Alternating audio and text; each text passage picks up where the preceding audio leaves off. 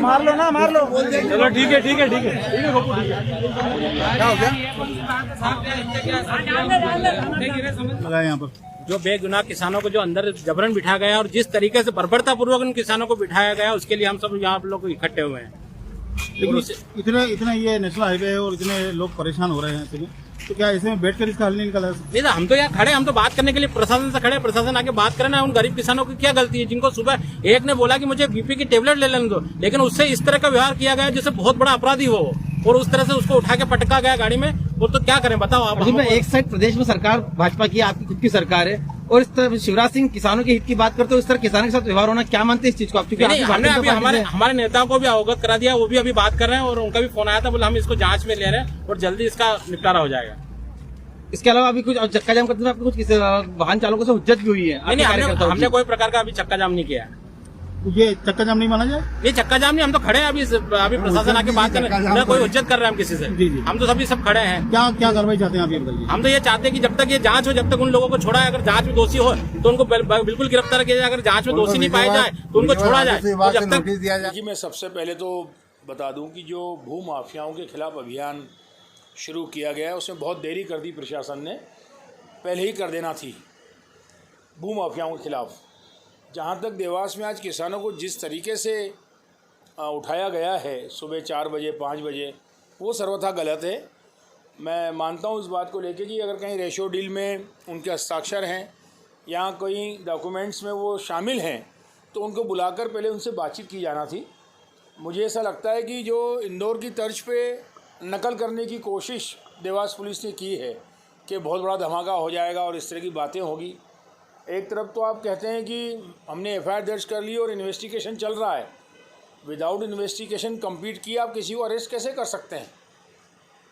क्योंकि किसानों से जुड़ा मामला है, भोले भाले किसान हैं, किसी ने अगर कोई गलत काम किया है तो हम उसकी पैरवी नहीं कर रहे। हम तो केवल इतना कहना चाहते हैं कि जिसने गलती की है उसको सज़ा मिलना चाहिए और उन प्लाट होल्डरों को वापस पैसे मिलना चाहिए जिन्होंने छल कपट किया है, कॉलोनाइजर्स हैं या वे लोग जो वास्तव में भूमाफिया हैं।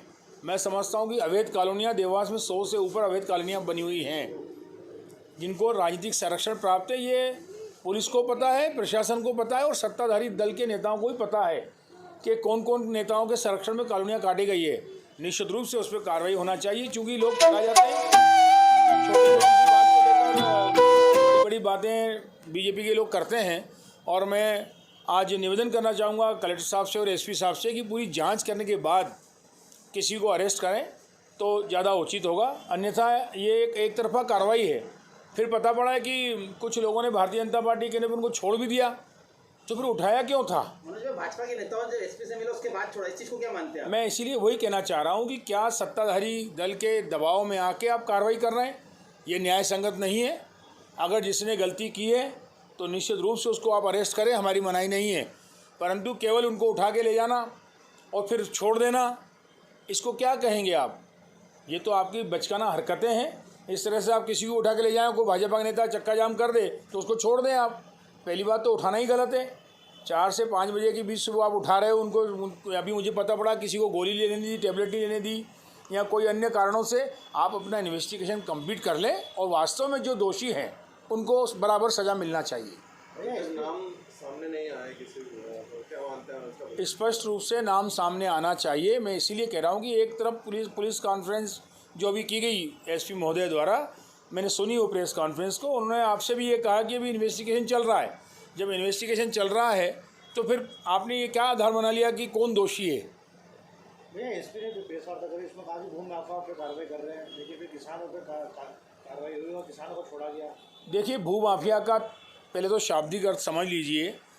किसान जो होता है वो अपनी ज़मीन बेचता है और कहीं ना कहीं रेशो डील का एक शब्द है, दोनों की पार्टनरशिप के साथ व्यवसाय किया जाता है कॉलोनी का।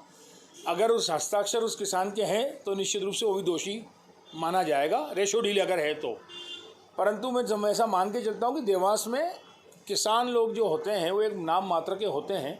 जो लोग वास्तव में इस तरह के फ्रॉड करते हैं कॉलोनाइज़र, उनके ऊपर आवश्यक रूप से कार्रवाई करना चाहिए और प्रथम दृष्टया में देखना चाहिए कि उसकी नीयत क्या थी। क्या किसान को, भोले भाले किसानों को कहीं छल कपट के माध्यम से ज़मीन हत्या तो नहीं ली? अगर इस तरह की घटनाक्रम है तो पुलिस को न्याय संगत कार्रवाई करना चाहिए, न कि कभी किसी को उठा लेना, कभी किसी को छोड़ देना। यह कहीं ना कहीं संदेह पैदा करता है, पुलिस के प्रति कार्यप्रणाली को लेकर प्रश्न चिन्ह खड़ा करता है।